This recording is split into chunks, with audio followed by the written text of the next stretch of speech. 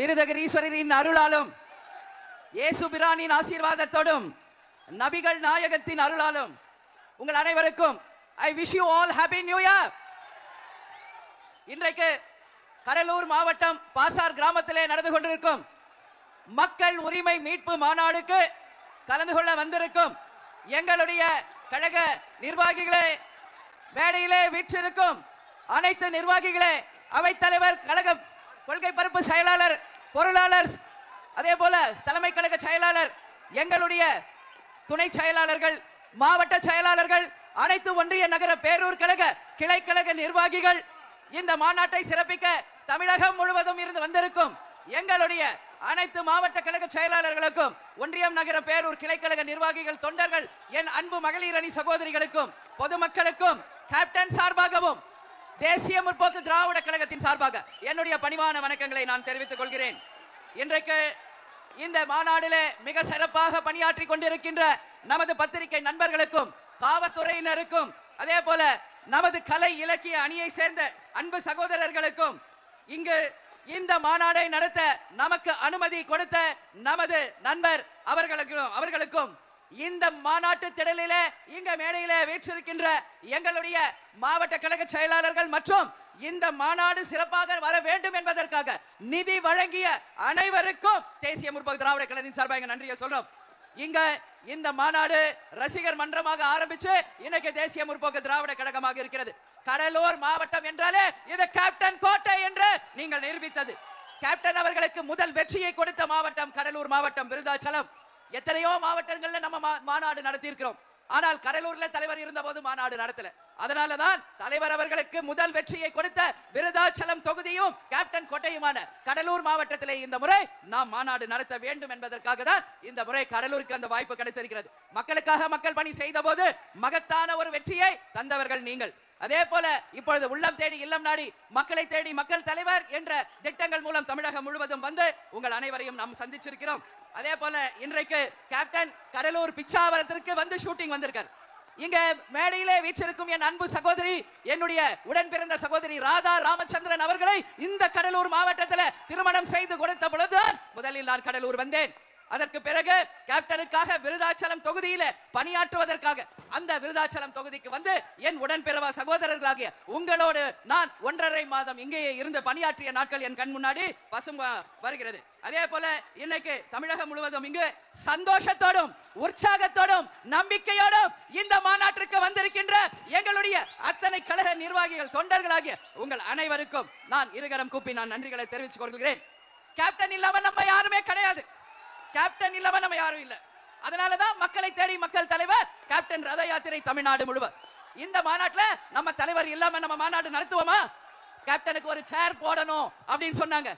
கேப்டனுக்கு என்ன சேர்? சிம்மாசனம் இட்டு நம்ம தலைவரை நம்முடன் இந்த மாநாடுல நாம் பங்கேற்க வைத்திருக்கிறோம். கேப்டன் தான் என்னைக்கும் நம்ம அத்தனை பேருடைய தெய்வம். இங்க கேப்டனை தன் உயிர் மூச்சாய் கொண்டுள்ள அத்தனை உடன்பிறப்புகளே, உங்களுக்கு நான் சொல்றேன், உங்களுடைய பணி இதற்கு ஈடு இணை எதுவுமே கிடையாது. அதே மாதிரி இன்னைக்கு தீர்மானங்களை நாம் நிறைவேற்றி இருக்கின்றோம்.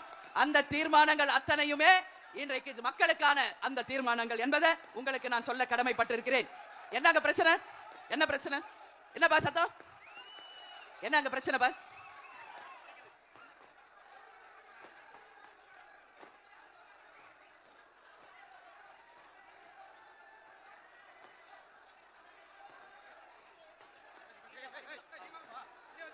தள்ளுங்கப்பா, மறைக்கிறாங்கன்னா கத்துறாங்க. மறைக்காதீங்க தயவு செய்து. எங்கள் கழக நிர்வாகிகள், தொண்டர்களை பார்க்கறதுல இருந்து நீங்க யாரும் தயவு செஞ்சு மறைக்காதீங்க. இங்க நம்ம நாட்டுல பார்த்தோம்னா கேப்டன் பேசிய டயலாக் தான் இன்னைக்கே உலக பிரசித்தி பெற்றது. எல்லா இடத்துலயுமே பார்த்தோம்னா கேப்டன் வந்து சொல்லியிருக்கார், என் மக்களை தங்க தட்டில் வைத்து தாளாட்டுவேன். என் மக்களுக்கு இணை யாரு? உங்களோட தான் நான் இருப்பேன். கேப்டன் எங்கேயும் போலப்பா, நான் உங்களில் கேப்டனை பார்க்கிறேன். உங்கள் ஒவ்வொருவரிலும் நம்ம கேப்டனை நான் பார்க்கிறேன். நம்ம கேப்டன் நம்ம கூட தான் இருக்கிறார் என்பதை உறுதியோடு நீங்க எல்லாரும் நம்பணும். நம்ம கூட தான் தலைவர் இருக்கிறார் என்பதை சொல்றேன். அதே மாதிரி இங்க நம்ம தலைவர் எப்படி ஒரு தலைவராக இருக்க வேண்டும் என்பதற்கு இலக்கணமாக வாழ்ந்தவர். அவர் காட்டிய அன்பு, பாசம், அதே போல கனிவு, ஏழை பணக்காரர் என்ற பாகுபாடு இல்லாம அத்தனை பேரையுமே சமமாக அவர் போற்றியதுதான் இன்னைக்கு அவரை ஒரு சிறந்த தலைவராக கொண்டு வந்திருக்கிறது. ஒரு பெண்களை மதிக்கக்கூடிய ஒரு உன்னதமான தலைவராக வாழ்ந்தவர் நமது கேப்டன் அவர்கள். அதற்காக தான் பெண்கள் இந்த நாட்டின் கண்கள் என்று திட்டத்தையே பெண்களுக்காக கொண்டு வந்தவர் கேப்டன் அவர்கள். அதனாலதான் சொல்றேன், நம்ம தலைவருக்கு இணை எந்த தலைவரும் இல்லை. நமது தேசிய முற்போக்கு திராவிட கழகத்திற்கு இணை எந்த கழகமும் இல்லை. நம்ம தலைவர் எங்கும் போல நம்மளுடைய கோயம்பேடு அலுவலகத்தில் நம்ம தலைவர் விதைக்கப்பட்டிருக்கிறார். அவர் புதைக்கப்படவில்லை, தலைவர் அவர்கள் விதைக்கப்பட்டிருக்கிறார். அதனால இன்றைக்கு நான் நேத்துல இருந்து சென்னையில இருந்து வரும்போது வரைக்கும் நான் பார்க்கிறேன், தமிழ்நாடு முழுக்க இன்னைக்கு கொடிகள் அமைத்து, பேனர்கள் அமைத்து, பேட்ச் அமைத்து, எங்கு பார்த்தாலும் வழி நடுக்க வரவேற்பு கொடுத்து, இன்றைக்கு நீங்கள் அனைவரும் சொந்தமாக வாகனங்களை வைத்து நீங்களே உணவு கொண்டு வந்து இன்னைக்கு இந்த மாநாட்டை சிறப்பிச்சிருக்கீங்கன்னா, தமிழ்நாட்டில் தேசிய முற்போக்கு திராவிட கழகத்திற்கு இணை வேறு எந்த கட்சியுமே கிடையாது. வேற எந்த கட்சியிலாவது இது நடக்குமா? காசு கொடுக்கணும், 100 கொடுக்கணும், பீரு கொடுக்கணும், சோறு கொடுக்கணும், வண்டி கொடுக்கணும், புடவை கொடுக்கணும், வேட்டி கொடுக்கணும், அத்தனையும் கொடுத்தா கூட எங்கேயுமே கூட்டம் வர்றதில்லை. ஆனா எதுவுமே கொடுக்காமல் கேப்டன் என்ற ஒற்றை சொல்லுக்கு அந்த அன்புக்கு வந்தவர்களாகிய உங்களை நான் இருகரம் கூப்பி இந்த நேரத்தில் வணங்குறேன். ஏதோ 20 வருஷம் ஆயிடுச்சு இந்த கட்சி அவ்வளவுதான் அப்படின்னு பேசின அத்தனை பேரும் இன்னைக்கு பாசார் கிராமத்தை பாருங்க. ஆல்மோஸ்ட் 9:30 இங்கிருந்து பாக்குற கடை என் கண் பார்வை தெரியும் வரை வெறும் கைகள் தான் தெரிகிறது. எல்லாம் சொந்த காசு செலவு பண்ணி அவங்களே வண்டி வச்சு சாப்பாடு வச்சு இன்னைக்கு வரைக்கும் வருகிறார்கள் என்றால் அதுதான் கேப்டன் தொண்டர்கள், அதுதான் தேசிய முற்போக்கு திராவிட கழகம். இதற்கு இணையா வேற எந்த கட்சியாவது காமிக்க முடியுமா? ஒரு உதாரணம், ஒரே ஒரு உதாரணம் காமிக்க முடியுமா? அதனால சொல்ற, தேமுதிகவை பற்றி ஏளனமா பேசுறது, தரக்குறைவா பேசுறது, அது எந்த கொம்பனா இருந்தாலும் சரி, எங்க நாங்க பேச தேவையில்லை, எங்க தொண்டர்கள் போதும் உங்களுக்கு பதிலடி கொடுத்து உங்களை தவிடுபொடி ஆக்குவார்கள் என்று கேப்டன் இந்த கட்சியை ராணுவ கட்டுப்பாடுக்கு இணையா வளர்த்திருக்கார். நியாயமான கட்சி, உண்மையான கட்சி, நாட்டுக்கும் தேசத்திற்கும் உண்மையாக உழைத்துக் கொண்டிருக்கிற கட்சி நம்ம கட்சி. அதனால இந்த கட்சியை பார்த்து யாராவது தப்பா பேசுனீங்கன்னா நான் சொல்றேன், கடவுள் என்று ஒருத்தர் இருக்கிறார், நிச்சயமாக எங்க தொண்டர்கள் வழியில் உங்களுக்கு பதிலடி கிடைக்கும் என்பதை இந்த நேரத்தில் நான் சொல்ல கடமைப்பட்டிருக்கேன். இன்னைக்கு என்ன நாள் தெரியுமா? 1971 இந்திய சட்டமன்ற நம்மளுடைய ஜார்ஜ் புனித கோட்டையில சட்டமன்றம் ஆரம்பிக்கப்பட்ட நாள், ஐநா சபையில தலையகம் அமைக்கப்பட்ட நாள். இன்னைக்கு எத்தனையோ வரலாறுகள் இந்த நாள்ல இருக்கிறது. சேலத்தில் நடந்த மக்கள் உரிமை மீட்பு மாநாடு 2.1 அது அங்க நடந்தது. அதே நாள்ல இன்னைக்கு மக்கள் உரிமை மீட்பு மாநாடு 2.0 இன்னைக்கு கடலூர் பாசார் கிராமத்தில் நடக்குது. இந்த மாநாடு அத்தனை மக்களின் உரிமைகளை மீட்டெடுத்து தமிழ்நாட்டில் தன்னிகர் இல்லாத ஒரு கட்சியாக நிச்சயமாக நிலைத்து நிற்கும் என்பதை இந்த நல்ல நாள்ல நான் சொல்ல கடமைப்பட்டிருக்கிறேன். தேர்தல் வந்தால் எவ்வளவு சீட்டு, எவ்வளவு பேரங்கிறீங்களே, என்ன பேரம்? நான் ஒரு விஷயம் சொல்றேன், நான் பேசுவேன். யார்கிட்ட பேசுவேன்? எங்க மாவட்ட செயலாளர்கிட்ட பேசுவேன், எங்க நிர்வாகிகள் கிட்ட பேசுவேன், கடைகோடியில் இருக்கும் எங்கள் தொண்டர்கள் கிட்ட பேசுவேன். நம்ம யாரோட கூட்டணி வைக்கணும்னு உங்க கிட்ட பேசுவேன். நீங்க யார் விரல் காட்டுறீங்களோ அவங்களோட தான் கூட்டணி என்பதை இந்த நேரத்தில் உறுதியாக சொல்ல நான் கடமைப்பட்டிருக்கிறேன். யாரோடய பேசுறீங்களே, புரிஞ்சுக்கங்க. முதல்ல தேமுதிக பேசுதுன்னா இங்க மேடையில் இருக்காங்களே எங்க மாவட்ட கழக செயலாளர்கள், நிர்வாகிகள், தொண்டர்கள், கூட்டணியை பத்தி அவங்க கிட்ட தான் நான் பேசுவேன். வேற யாருகிட்டயும் அவங்க ஒப்புதல் இல்லாம இன்னைக்கு இல்ல என்னைக்குமே உங்க அண்ணி உங்கள் அம்மாவா இருந்து நான் சொல்றேன், பேச மாட்டேன்.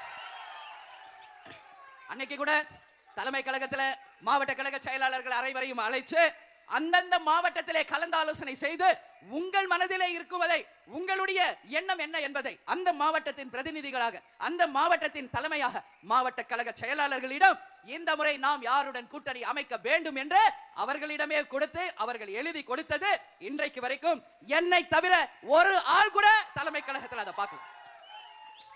உங்கள் எண்ணம் என்னவோ அதே மாவட்ட செயலாளர்கள் எண்ணம், அந்த எண்ணம் என்னவோ என்னிடம் அதை ஒப்படைச்சிருக்காங்க.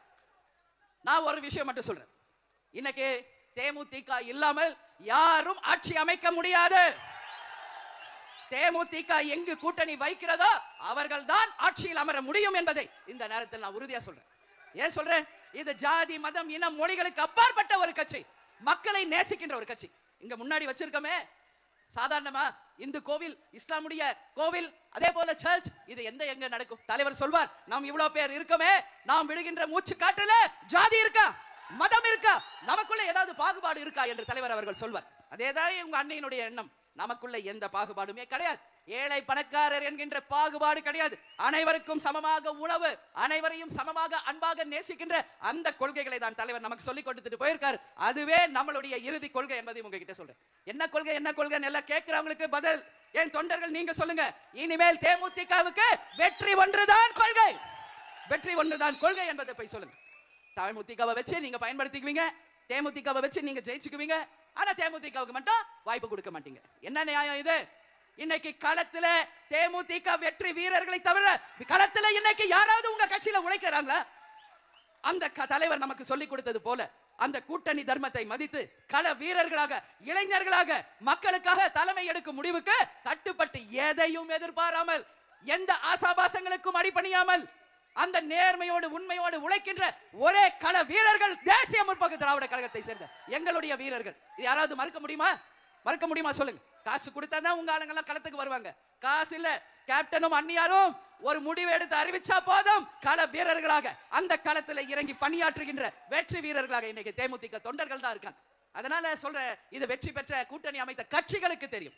உண்மையிலே நாங்கெல்லாம் இன்னைக்கு ஜெயிச்சிருக்கோம்னா அதற்கு காரணம் தேமுதிக என்று அத்தனை பேர் வந்து சொல்றாங்க.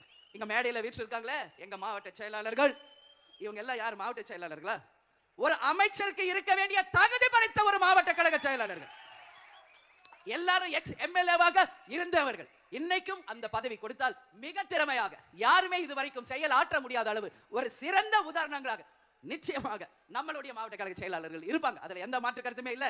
இந்த மாநாடு வெற்றி பெறுவதற்கு அயராது பாடுபட்ட சிவக்கொழுந்து அவர்களுக்கும், உமாநாத் அவர்களுக்கும், நம்மளுடைய அவைத் தலைவர், கொள்கை பரப்பு செயலாளர், இந்த கடலூர் மாவட்டத்தை சேர்ந்த அனைவருக்கும், என்னுடைய தம்பி எல்கே சுதேஷ் அவர்களுக்கும் ஒரு வேலையை கொடுத்தால் தன்னுடைய தலையாய கடமையாக ஏற்றுக்கொண்டு 15 நாள் இல்லை 20 நாள் ஆனாலும் களத்திலே இறங்கி அந்த வேலையை மிக சிறப்பாக செய்து முடிக்கின்ற முழு திறன் படைத்த என் தம்பிக்கு இந்த மாநாட்டின் சார்பாக என்னுடைய வாழ்த்துக்களை, பாராட்டுகளை நான் தெரிவித்துக் கொள்ள பெருமைப்படுகிறேன். அக்காவாயில பொதுச் செயலாளர். அதேதான் இன்னைக்கு தமிழ்நாடு முழுக்க எத்தனையோ மாநாடுகள் நடத்தியிருக்கோம். நாம மதுரையில நடத்தியிருக்கிறோம், சென்னையில நடத்தியிருக்கிறோம், திருச்சியில நடத்தியிருக்கிறோம், செங்கல்பட்டுல, காஞ்சிபுரத்துல, விழுப்புரத்துல, அத்தனை மாவட்ட கழக செயலாளர்களும் ஒரு மாநாடு எப்படி இருக்கணும் என்பதற்கு இலக்கணமாக அந்த மாநாடுகளை வெற்றி மாநாடுகளாக மாற்றிய சரித்திரத்தை உரியவர்கள் தான் எங்கள் மாவட்ட கழக செயலாளர். இதுவரைக்கும் தமிழ்நாட்டில் நடந்த அத்தனை மாநாடுகளிலும் இன்னைக்கு தேமுதிக மாநாடுக்கு இணையில்லாத மாநாடுகளாக, யாரும் ஒப்பிட முடியாத மாநாடுகளாக தான் தமிழ்நாட்டில் இத்தனை நாள் எல்லா கட்சியும் பார்த்துக்கிட்டு இருக்காங்க.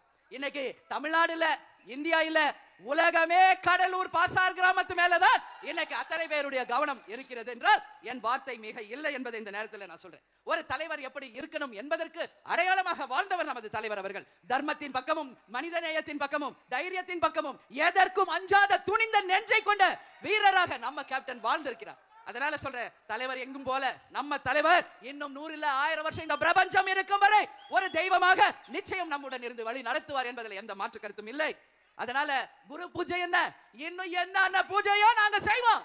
அதை பத்தி கேட்க இங்க யாருக்கு எந்த தகுதியும் இல்லை என்பதை உறுதியாக நான் சொல்ல கடமைப்பட்டிருக்கேன். இன்னைக்கு தினந்தோறும் நம்மளுடைய ஆபீஸ்ல உணவளிக்கிறோம். ஏன்? தலைவருடைய விருப்பம். தன்னை தேடி வந்தவர்கள் யாரும் பசியோடு செல்லக்கூடாது என்பதை நமக்கு சொல்லி கொடுத்தவர். இங்கதான் வடலூர் இருக்கிறது. வள்ளலாராக வாழும் வள்ளலாக வாழ்ந்தவர் நமது கேப்டன் அவர்கள்.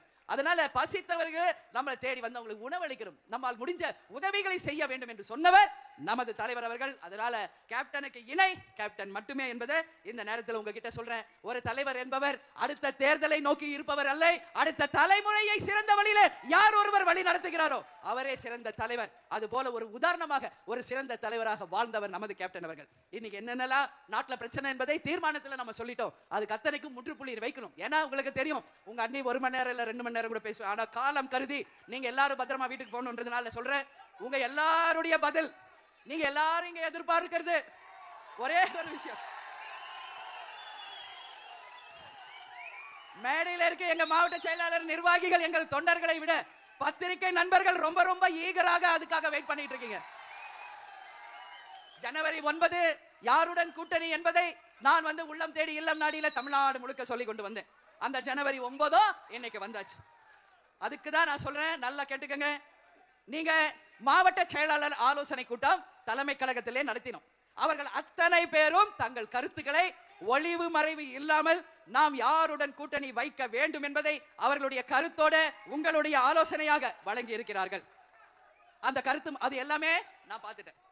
யாரெல்லாம் என்னெல்லாம் எழுதிருக்கீங்க என்பதை நான் மட்டுமே தனியாக அமர்ந்து பார்த்தேன். விஜய் பிரபாகர் கூட சொன்னார் பாத்தீங்களா, யாரோட கூட்டணி அமைக்க போறோம்னு. உங்களை மாதிரி நானும் வெயிட் பண்ணிக்கிட்டு இருக்கேன். மகனாக இருக்கிறதுனால மட்டும் அவரிடம் கட்சியின் ரகசியங்களை என்னைக்குமே சொல்லாமல் ஒரு நேர்மையான ஒரு பொதுச் செயலாளர் தான் நான் இருப்பேன். இன்னைக்கு அதுல கருத்து என்ன தெரியுமா? யாரோட கூட்டணி நாம் வைக்க வேண்டும் என்ற முடிவை எடுத்து விட்டாச்சு.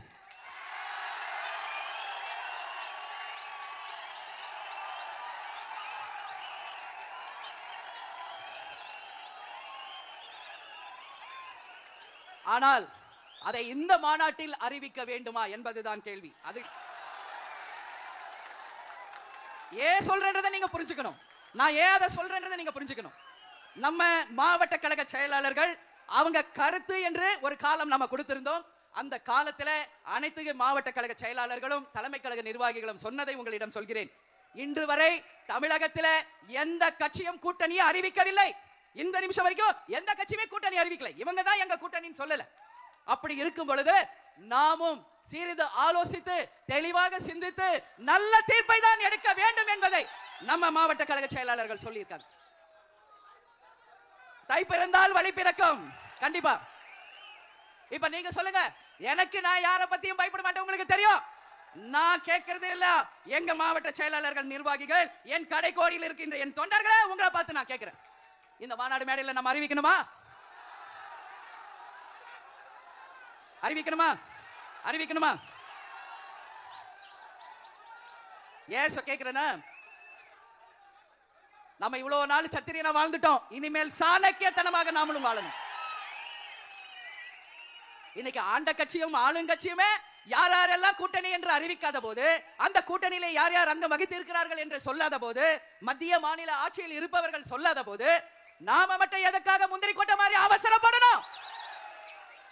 நாமும் நின்று நிதானமா யோசிச்சு அடிப்போம்.